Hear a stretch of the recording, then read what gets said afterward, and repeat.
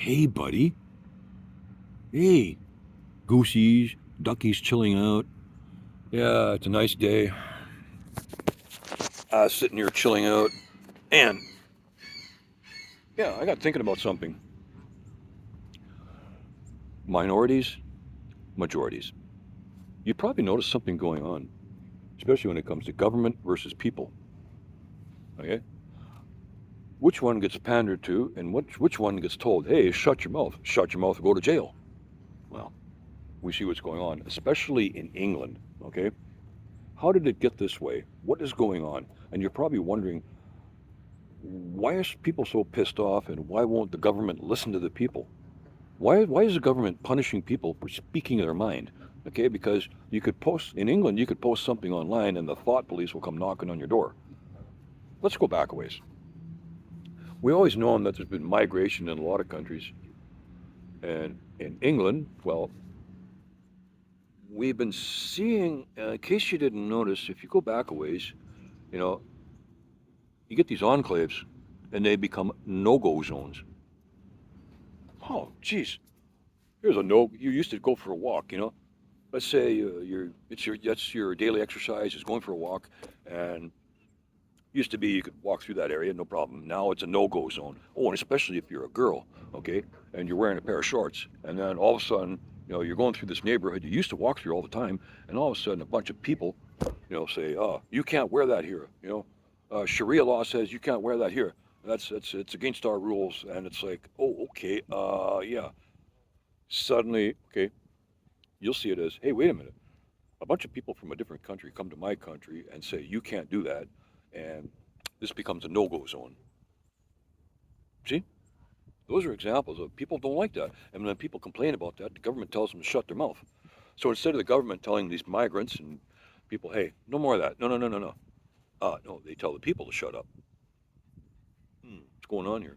Also, you got to remember, like, there's NGOs that are making money off this, and some of that money goes back to the politicians that gave them the money. So one money goes from one pocket to the other.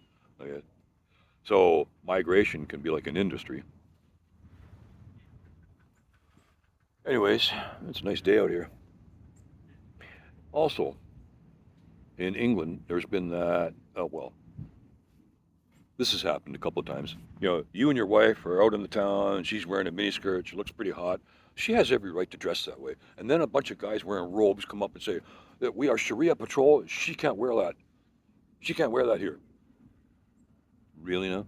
So you see, and and if you were to say, and then if more of them came and started harassing you, what would happen if you called the police? Oh, they'd come and they'd tell you to leave.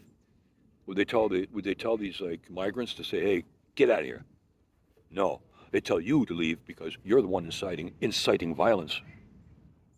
Oh, I'm inciting violence, and I'll go to jail if I don't leave. So there's so many examples of the two-tier justice system, and this is what people are getting pissed off about.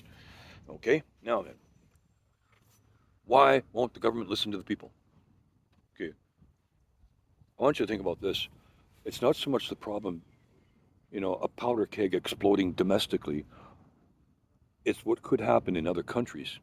So let's say the government did a flip flop and they decided, okay, we're going to start listening to the people, okay, and tell migrants, like, hey, for one thing, we're going to put a cap on the amount of migrants coming in, and we're going to put a cap on that. And they're going to tell them, no, you can't do that anymore. Oh, and don't go thinking behave yourself, assimilate and behave yourself, and no more of these no-go zones. So basically, if the government decided we're going to do a flip-flop and pander to the people and listen to the people, okay, a lot of the migrants would see it as, they're being unpandered to, and a lot of them would see it as, hey, you're taking away everything that you've given us, and they get pissed off about it. Here's where it gets kind of tricky. So if that happened, and the migrants started getting pissed off, and the migrants started to riot, think about this: if the riot police had to step in, so the police and the riot police had to step in and stop the rioting and quell the anger. Let's say a migrant got hurt or killed. and let's say it was a white cop killed a migrant. Well, what do you think would happen? They get more pissed off and there'd be more violence. But you got to remember, other countries, okay, Pakistan, Iran, there's so many other countries in the Mid East, they too would be pissed off if they saw it happen. Think about that. Now then, when you look at, oh, they're all getting pretty honky. So, anyways, so if that happened, a lot of people in Mideastern countries would get pretty pissed off. And you see all those like British embassies overseas in Mideastern countries? Well, they'd be burned to the ground and people inside would be all killed. Also, did you know that British Petroleum has interest in the country of Iran? Yeah, they'd, this would also have an effect on that too. They might lose a lot of deals, and there might be ripple effects, and things would get worse. Economically, things would get worse. Okay, and the London Stock Exchange could take a nosedive. So you see, this is the reason why they're not listening to the people.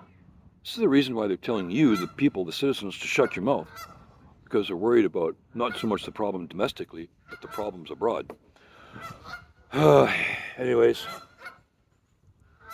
okay, they're getting pretty honky around here. Anyways.